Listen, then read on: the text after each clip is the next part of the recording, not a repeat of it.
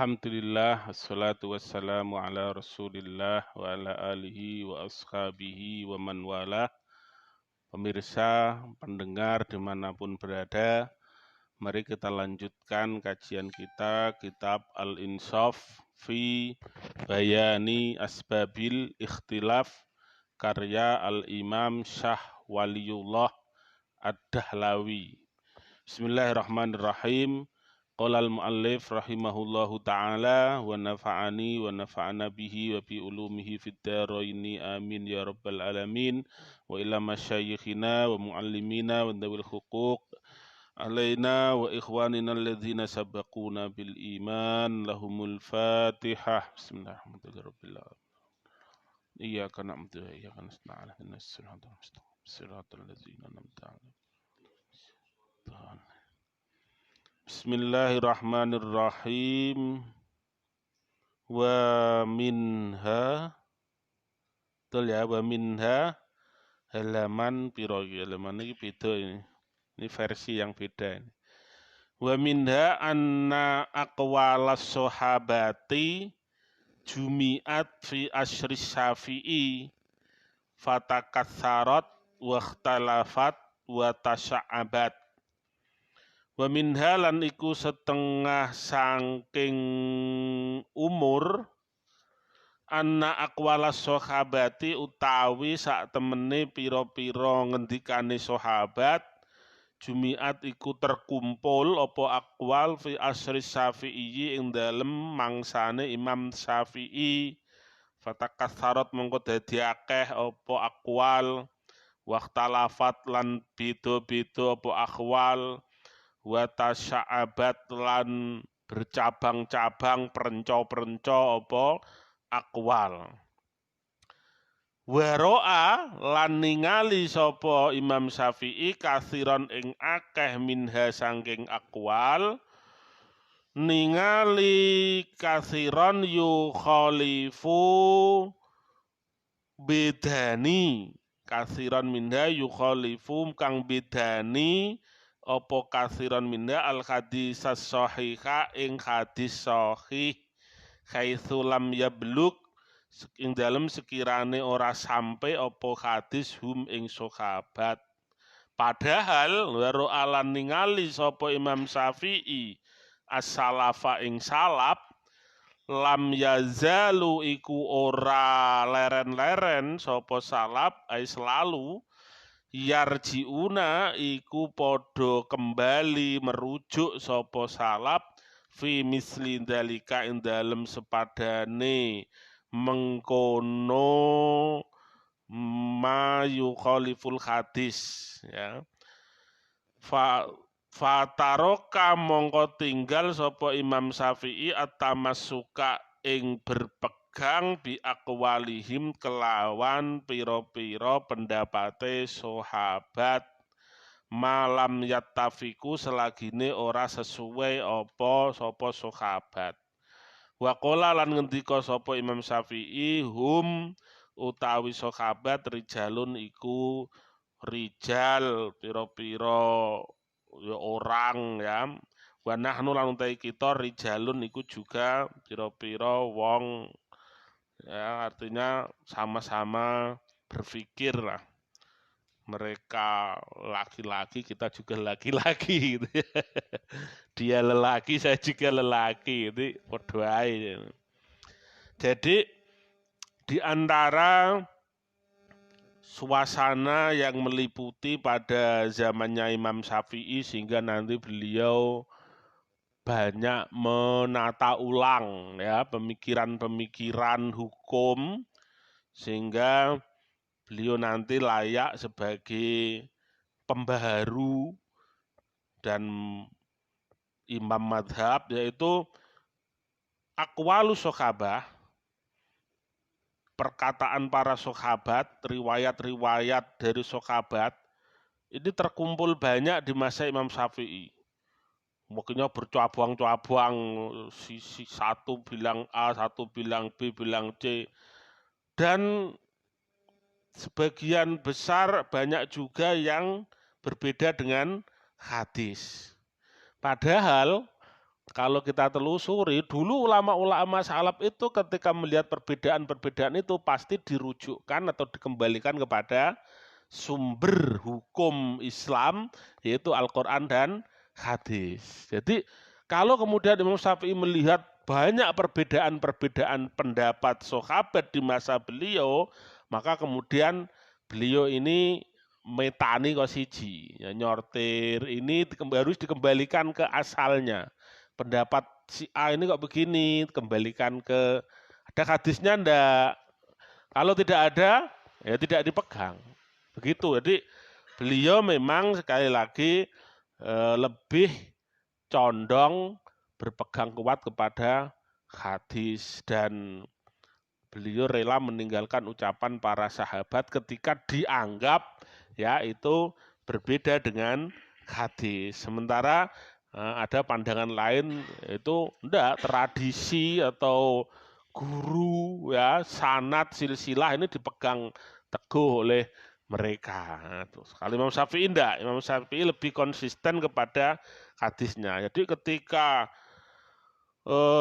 pandangan, pendapat ini berbeda-beda, wah ini gimana? Kembalikan aja ke dasarnya. Kalau memang dasarnya ada, oke kita ambil. Kalau dasarnya tidak ada, ya tidak kita ambil. Jadi beliaulah memang kemudian sekali lagi dijuluki sebagai nasirus sunnah, penolong hadis. Ya, yang saat itu karena hadis tidak banyak terdokumentasi, ini belum ada Bukhari, Muslim, belum, masih jauh ini ya, belum muncul mereka ya. Imam Syafi'i sudah mulai babat dalan bagaimana hadis ini diperkuat oleh beliau ya. Jadi hadis ini perkuat. Jadi kembalikan segala perbedaan berita, perbedaan pandangan, perbedaan pendapat itu kembalikan dulu ke hadis dulu. Ono hadisnya dilacak, itu telusuri ya. Ini tidak mudah, ini memang pekerjaan imam mujtahid mutlak ya. Tetapi pada hakikatnya ilmu hadis itu sehingga menelusuri berbagai riwayat atau pandangan dikembalikan kepada sumbernya itu juga bisa kita pakai dalam kehidupan sehari-hari. Bagaimana mendeteksi ini sahih apa tidak, hadis kan seperti itu ya. Dilihat siapa perawinya. Zaman sekarang apalagi ya, ini ada beritanya terkenal, viral kan begitu. Ini kan takasarot, tasawuf kan viral cara bahasa sekarang. Nah itu gimana caranya? Wah, kalau apalagi berita diulang-ulang seperti harus dicek dulu. Ya, harus dicek ke sumber aslinya.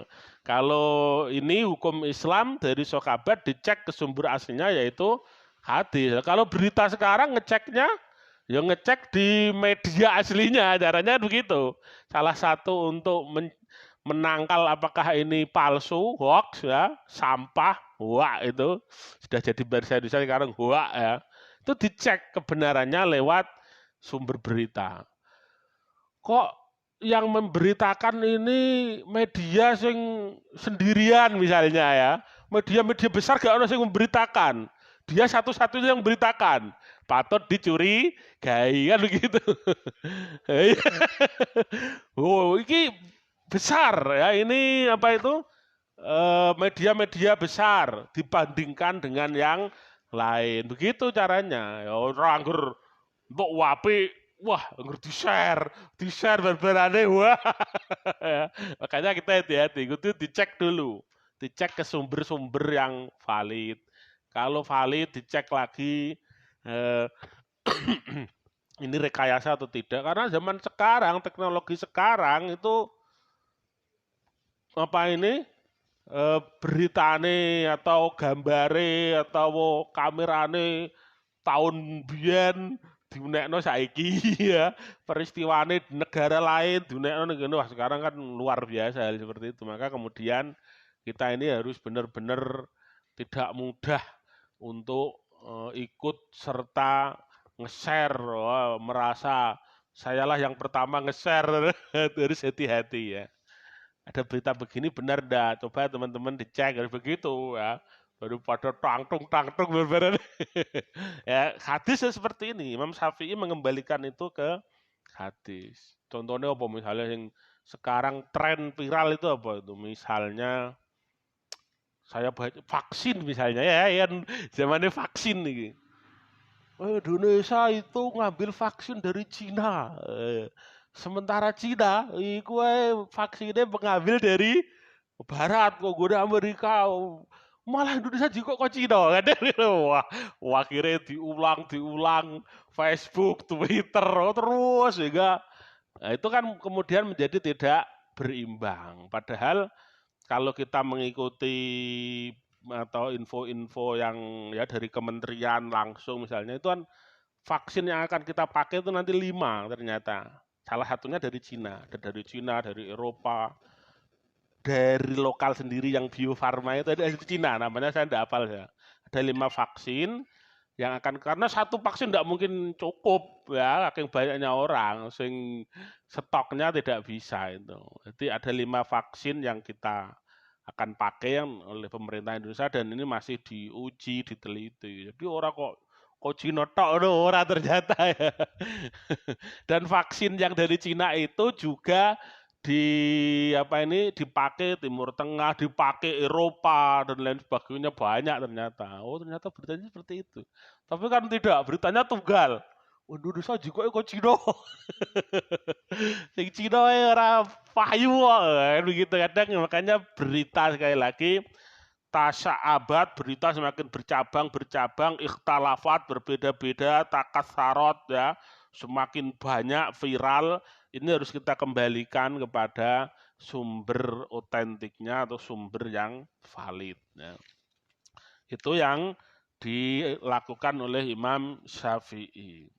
Wa minha lan di antara usul lagi, anahu sak temene Imam Syafi'i ro'ai kuningali sapa Imam Syafi'i kauman ing kaum minal fuqaha'i saking pira-pira fuqaha yukhallituna iku padha nyampur sapa fuqaha ar-ra'ya ing pandangan alladzi rupane ra'ya lam yusawwighu ora ngijinake jawaza ya ora membolehkan hu ing alladzi asyar'u apa syariat bil kiasi kelawan kias.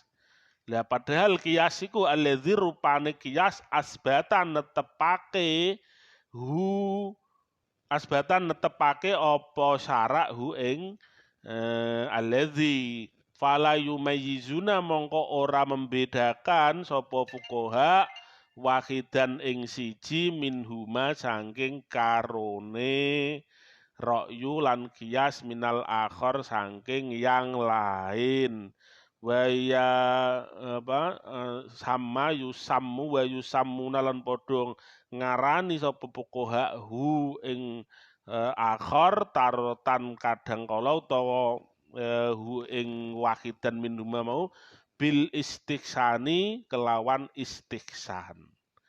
Wa ani lan ngarepake sapa ingsun birra'yi kelawan pendapat an yunasiba gitu ya. Kelang ing yento apa yunasiba itu yen to njejekake utawa yen to nglakokake sapa wong mandinata harojin ing nggon disangkane kerupekan au mas utawa an yun soba ya keneng ya an yun soba yang to den tegakkan madinatu harojin apa persangkaan rupek au maslahakatun utawa maslahah ditegakkan ilatan sebagai hukum li hukmin maring ilatan sebagai alasan li hukmin maring hukum wa innamal qiyasu an tukhrojal illatu minal hukmil mansusi. Padahal kias itu harus alasan yang dikeluarkan dari hukum yang telah dinas. Wa innamal qiyasu an tukhroja al illatu minal hukmil mansusi. Wa yadarulan utawa wayadaro lan lumaku alaya ing atase ilat al hukmu apa hukum Fa abtola mongko batalake sapa Imam Syafi'i dan naua ing iki macam atama ibtalin kelawan sampurnane pembatalan. Wa qala lan ngendika sapa Imam Syafi'i manis tahsana manutai sapa wae istaksana iku gawe istiksan sapa man ai faqat syara'a mongko teman-teman gawe syariat anyar sapa man. Titik. Piye iki maksudnya? Berikutnya Imam Syafi'i itu melihat para ulama atau fuqaha ini kadang mencampur antara qiyas. Kalau qiyas itu jelas ada dalilnya, mencampur dengan sesuatu yang disebut istihsan. Nah, ini belajar usul fikih ini. Ya, padahal qiyas itu jelas. Kalau istihsan ini justru dia menyimpang atau keluar ya dari qiyas. Itu Imam Syafi'i termasuk ulama yang menolak istihsan. Jadi kalau kita kan kenalnya ijma, qiyas itu istihsan. Istihsan itu apalah? Kalau kita ingin mengetahui istihsan secara mudahnya itu begini, ada kaitannya antara qiyas, istihsan dan maslahah. Ada tiga ini, qiyas, istihsan, maslahah. Kalau qiyas jelas menyerupakan hukum yang datang belakangan dikaitkan dengan hukum yang sudah ada terdahulu karena adanya persamaan. Kalau istihsan bagaimana? Nah, contohnya begini, ini contoh yang paling gampang. Apa sih sebetulnya istihsan itu? Misalnya Cak Sodik ini ada maklumat dari Kementerian Agama yang baru. Ini semua atau mungkin apa ya, mahasiswa lah, mahasiswa semester 1 harus ikut lomba debat. Oh ya. Ada lomba debat sains dan ada lomba debat sosial, 2. Harus didata, semuanya harus ikut. Wah, akhirnya didata. Piye iki carane iki? Iki ono mahasiswa. Mahasiswa ini kan campur aduk ya. Mahasiswa iki kok dari berbagai iki piye? Lombane sains karo lombane lomba utawa bocah tamatan. Lombane sosial. Ada yang berpandangan gampang ngene ae. Sing ijazahe iku IPA, aliyai ijazahe kok IPA, otomatis IPA itu adalah sama dengan sains. Maka yang ijazahnya IPA, kita masukkan dia ke ikut lomba debat sains. Sing ijazahe IPS, sing sosial, IPS, masukno ae lomba debat sosial. Setuju? Wah, setuju. Cara seperti ini ya, ini disebut dengan disebut dulu apa?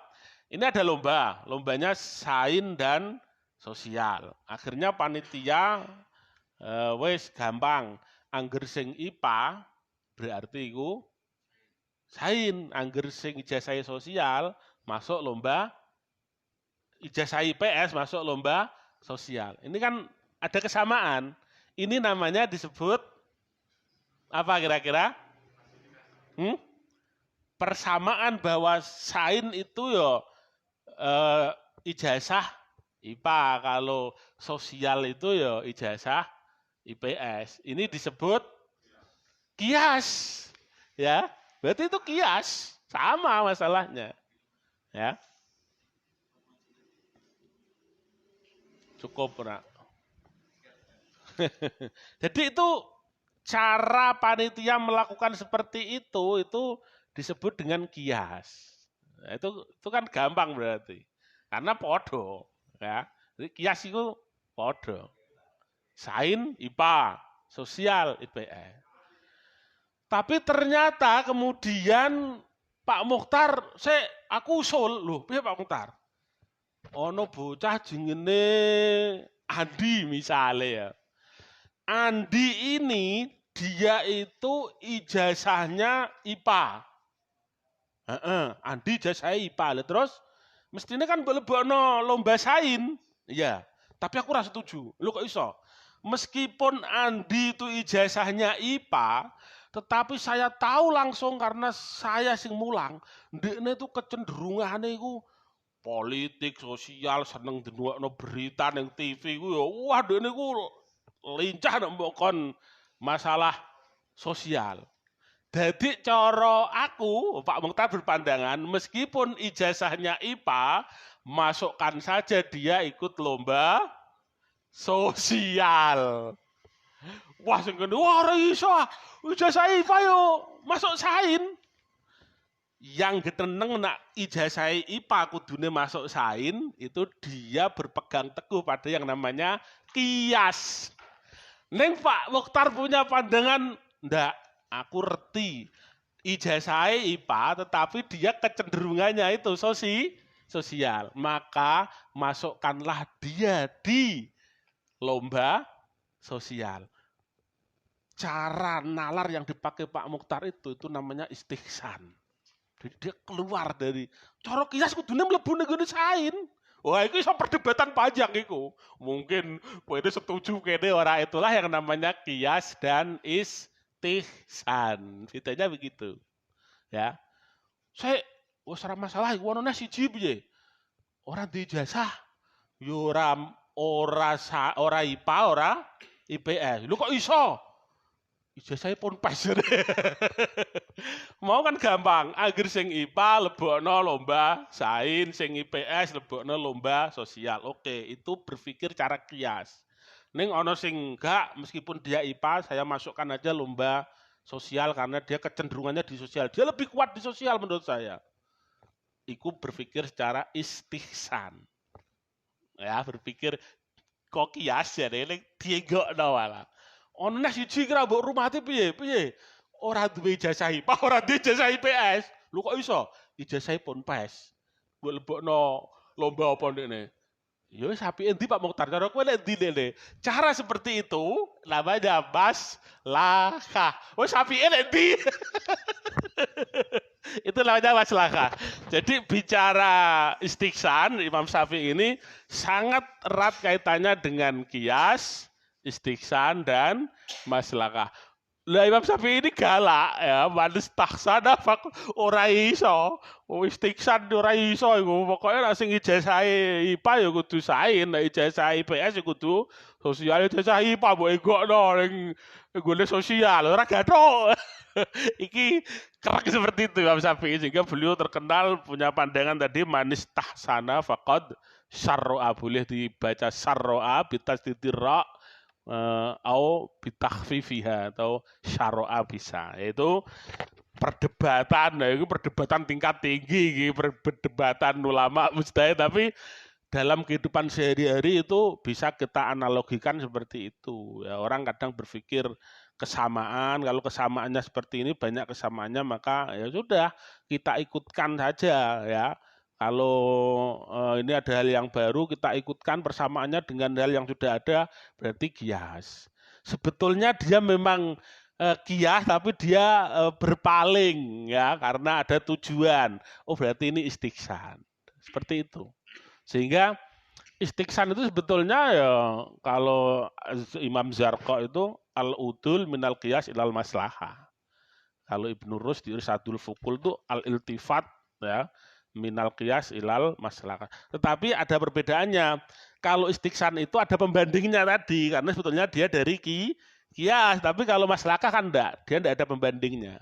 Dia murni karena memang tidak ada dalil, maka kemudian ijtihad ulama bagaimana ini kemudian ditentukan dan ada maslahah di situ, kemudian ulama berijtihad menemukan sebuah hukum. Yaitu perbedaan paling mudah untuk membedakan antara kias, kemudian istihsan dan maslahah.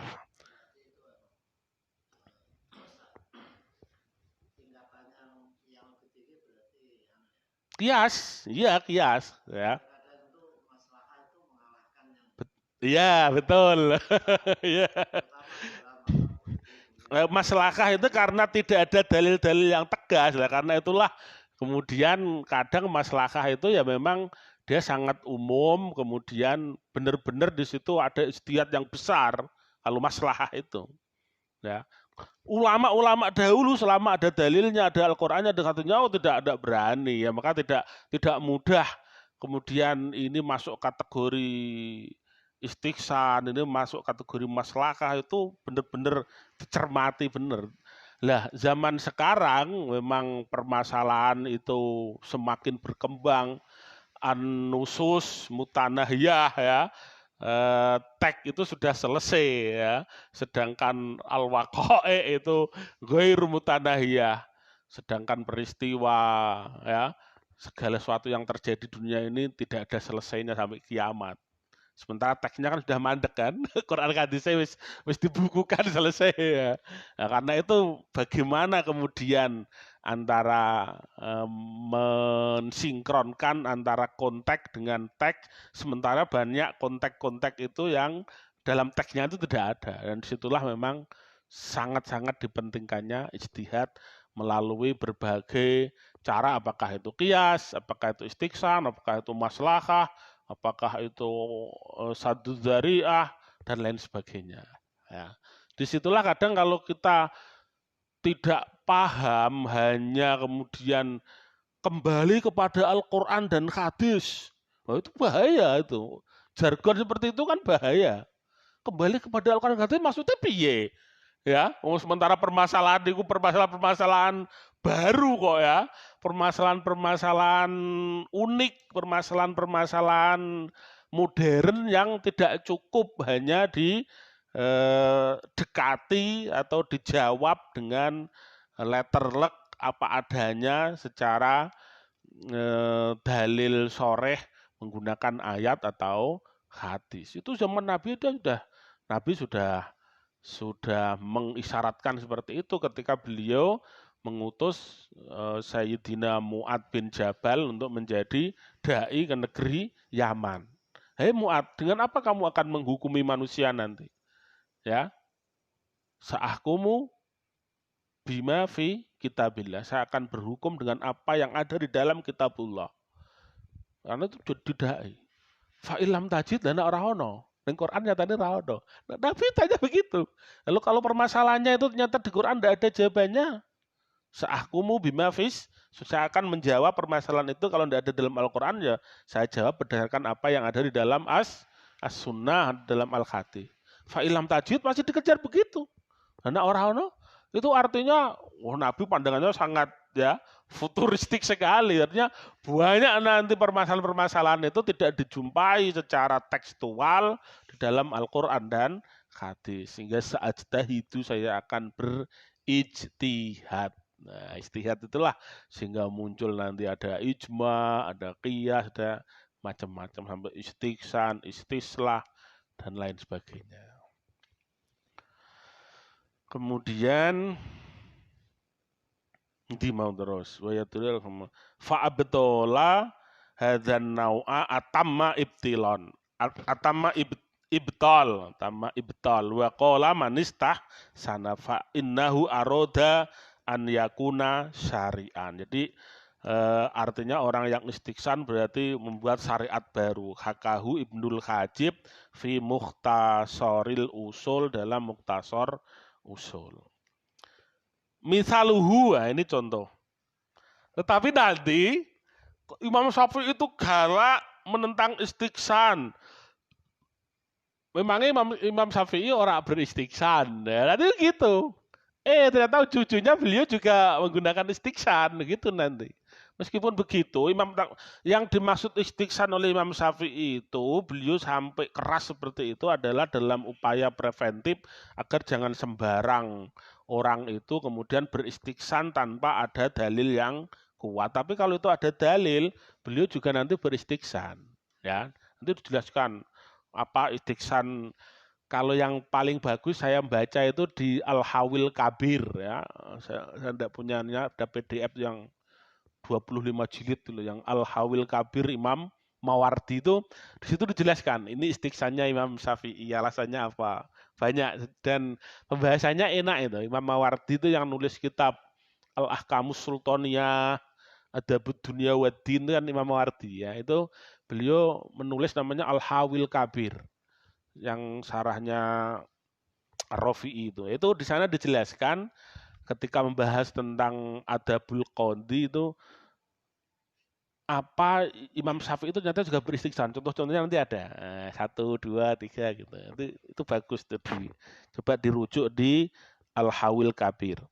Misalhu tadi contohnya, ini contohnya Imam Syafi'i tadi yang artinya beliau melihat ulama-ulama ini banyak beristighsan ya pada zaman beliau kan. Beliau kemudian keras.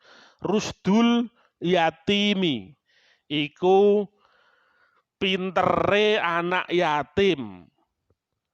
Amrun khafiyun iku perkara sing samar.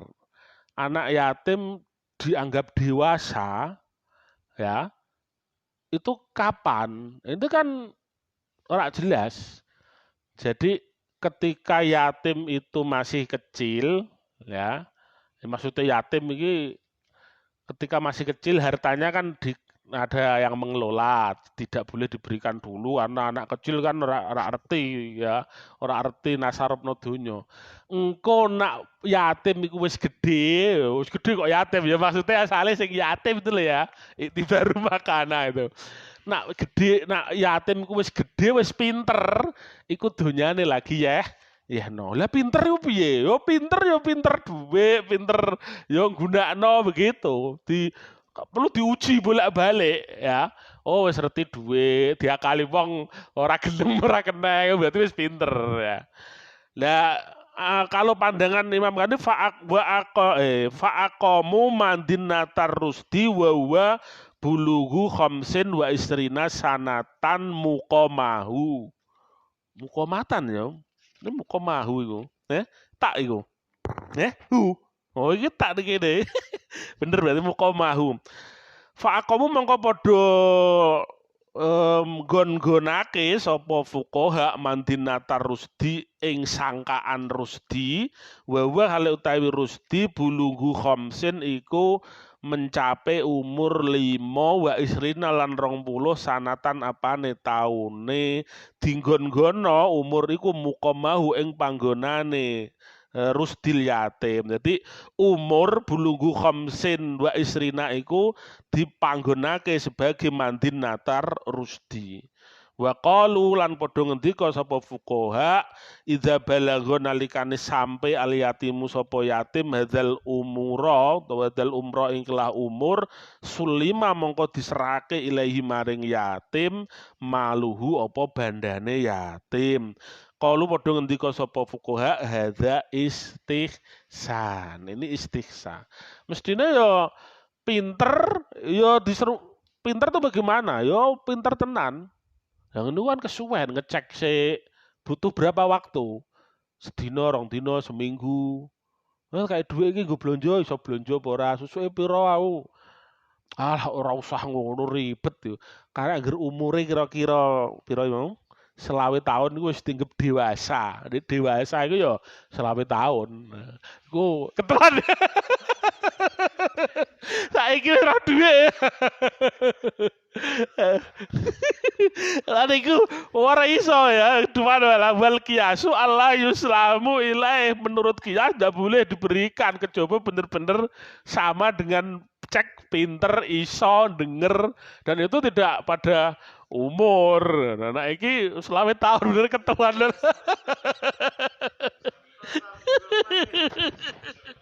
Dewasa.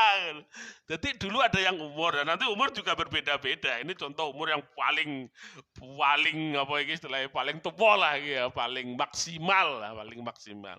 Jadi cara itu udah boleh repot tak ngono tentang umur. Lu justru umur itu lebih simpel ora keliru kok kan bisa berdebatan.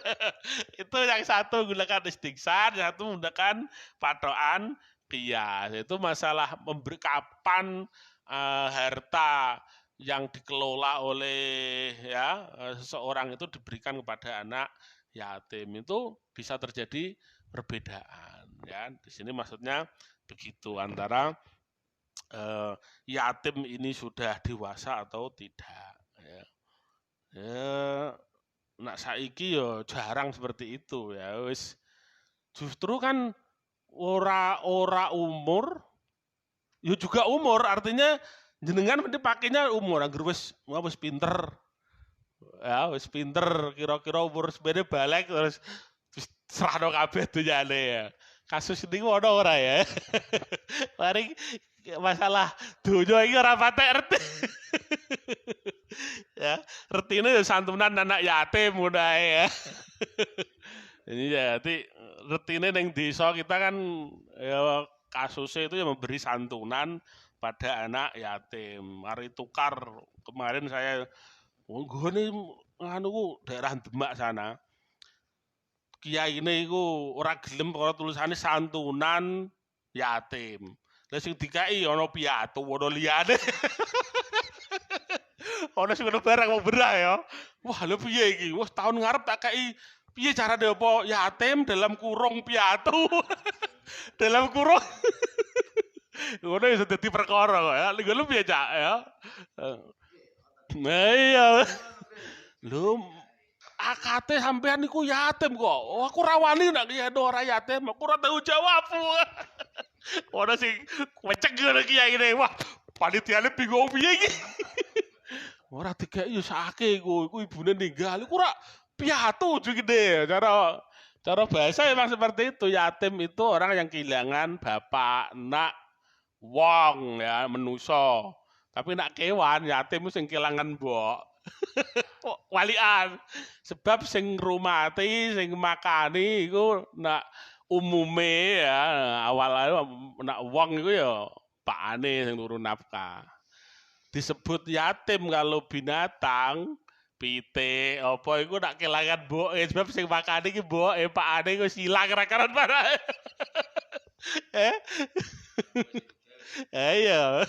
Ada manusia kok dewe-dewe ya. Kan asalnya ngono dalam bahasa yatim itu manusia itu kalau kehilangan bapaknya, kalau binatang itu kalau kehilangan induknya, mboke iku yatim. Diwene malah manuk, sampai ulama ngono. Nak manuk iku angger kehilangan salah sijine iku disebut yatim. Sebab manuk iku beda, manuk iku nak sing mboke ngremi utawa pakane lunga luru pakan engko pakane yo genti mboke gentenan masalahe kelangan salah sijine itu disebut yatim. Manuk apik ya. Lah manusa saiki koyo manuk ya. Malah wali. Mulane iku nek ora mbok kei peh piatu, wah sake iku. Wonone malah ngusul ngene. Iku bener duwe pak. Pakane ora jenar tau mulai, uripe malah rekoso kuliyate. Iku ditinggal pakane ora jelas ya. Uripe iku rekoso ora duwe malah ngkuli yatim, wis yatim-yatim malah duwe. Apa ora mbok kei sisat. Bingung apa panitiane. Iku carane terus piye yo? Kowe nak patok bangke ora yatim pokoke man faqada abahu. Wah, sing siji aja ngono ade kecik-kecik ya. Iku untuk menentukan hukum ini iso gegeran ya, iso gegeran. Ya wis ngene yatim baru piatu, yatim piatu. Lah mau ono kasus duwe pak, yo ndembok ning pakane ora jelas, mboke yo lunga, iki malah kuliah. Desaku mau tas bener tuh, wah bingung meneh. Akhirnya piye? Santunan anak yatim, piatu, dan lain-lain ngono ya apa. Iku iso dadi geger ya. Dadi ono sing niku dipermasalahno. Mbok nggone jenengan dimasalahno apa ora ya. Terus wabil jumlah kesimpulannya falamma ro'a mongko semangsane mirsani as-Syafi'i sapa Imam Syafi'i fi soniil awaili ing dalem prosesi orang-orang dahulu ya, artinya pendapat orang-orang dahulu, apa yang dilakukan orang-orang dahulu mislah hadhil umuri ing sepadane ikilah pira-pira perkara akhodal fikha minar roksi, mongko mengambil sapa Imam Syafi'i al fikha ing fikih minar roksi saking pokoke. Diurutno meneh Imam Syafi'i itu kemudian seluruh permasalahan hukum itu dirunutnya siji-siji kopok pun jeresik. Ya, cara wis barang wis ono akeh ning beliau tidak menerima begitu saja ya. Beliau kemudian melakukan bongkar pasang. Pak As-Sasa mongko membuat dasar sapa Imam Syafi'i al-usula ing usul sehingga muncul kitab Ar-Risalah. Wa farro al-furu membuat cabang-cabang, wa sunnafal kutub lan menulis beberapa kitab. Beliau termasuk juga karangannya banyak. Beda dengan gurunya Imam Hanafi ya. Imam Hanafi bahkan hampir disinyalir tidak punya karya yang dulu saya sebutkan itu ya, meskipun ternyata murid-muridnya nanti yang berkarya dan sampai sekarang ya mazhab Hanafi itu terbesar di dunia. Imam Malik ya Muwatta ya Mudawanah itu tidak ditulis oleh Imam Malik, yang ditulis itu Muwatta misalnya. Tapi kalau Imam Syafi'i ini benar-benar beliau menulis Ar-Risalah ya, Mukhtalafat hadis, kemudian Ahkamul Quran, banyak karya Imam Syafi'i itu banyak. Beliau produktif ya. Nanti mau wason nafal kutuba fa'ajada wa afada wajtama'a alaihal fuqaha'u wa afada lan fa'ajada mongko memperbaiki sapa Imam Syafi'i wa afada lan aweh pengertian penjelasan-penjelasan baru wajtama'a lan kumpul alaihi ngatasi kutub al fuqaha'u sapa pira-pira fuqaha disepakati oleh para ahli fikih pada masa beliau wa tasarrafu ikhtisaron kemudian melakukan ringkasan-ringkasan para fuqaha ini wasarkan memberi syarah anotasi wastidlalan memberi dalil-dalilnya wa takhrijan menakhrij ya ini hadisnya bagaimana summa tafarraqu kemudian fuqaha yang berguru pada Imam Syafi'i ini tafarraqu ya perenco-perenco berbanyak berpindah-pindah fil buldani ing dalam negara fakana mengko ana hadza apa iki iku madhabas Syafi'i rahimahullah taala. Maka inilah awal madhabnya Imam Syafi'i. Sehingga sekali lagi beliau memang layak sebagai imam madhab. Sehingga nanti sampai sekarang kalau dulu beliau berguru kepada dua madhab, Imam Abu Hanifah dan Imam Malik, nanti juga dari beliau juga murid beliau namanya Imam Ahmad bin Hambal mendirikan punya madhab baru namanya madhab Hambali. Termasuk murid beliau adalah Dawud Az-Zuhiri, itu muridnya Imam Syafi'i ya, mendirikan madhab Az-Zuhiri ya. Jadi dari beliau dari dua madhab yang terkenal, nanti di bawah beliau juga ada madhab lain. Jadi sangat-sangat biasa ya, perbedaan seperti itu guru murid gawe madrasah liya ya, gawe partai liya ya boleh saja. Sah-sah saja itu dan itu wajar ya, sehingga semakin besar. Sehingga kalau dirunut silsilahnya nanti ketemu kabeh itu.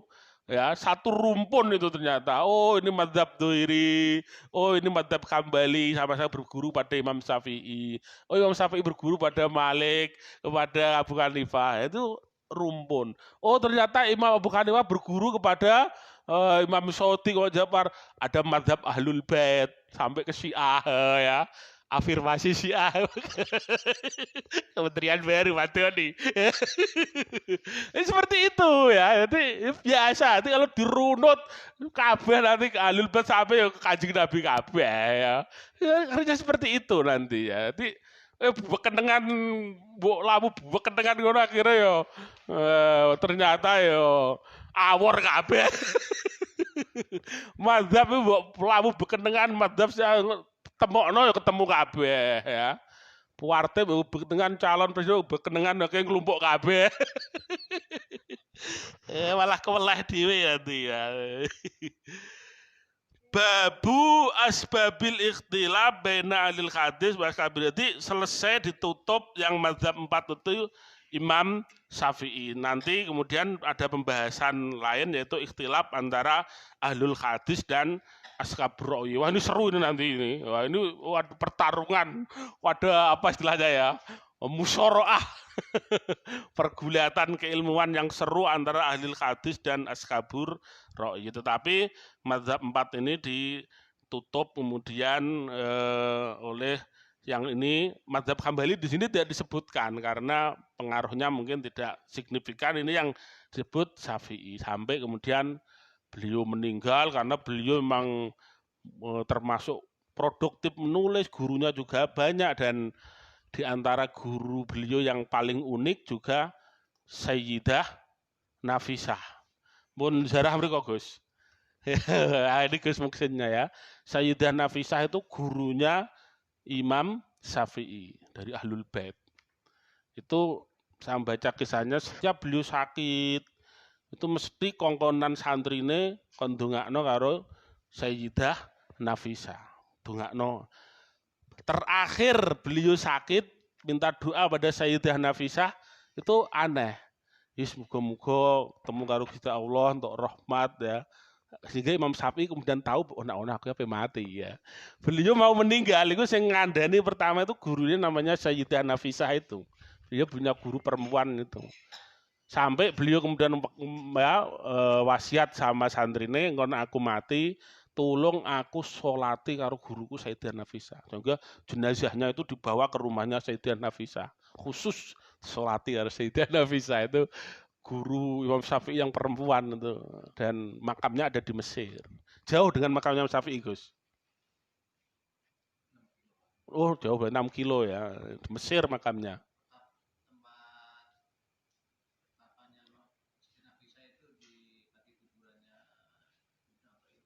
Oh, benar Sakandari ya. Oh. Oh, gua ada para wali, para sufi-sufi. Gitu ya.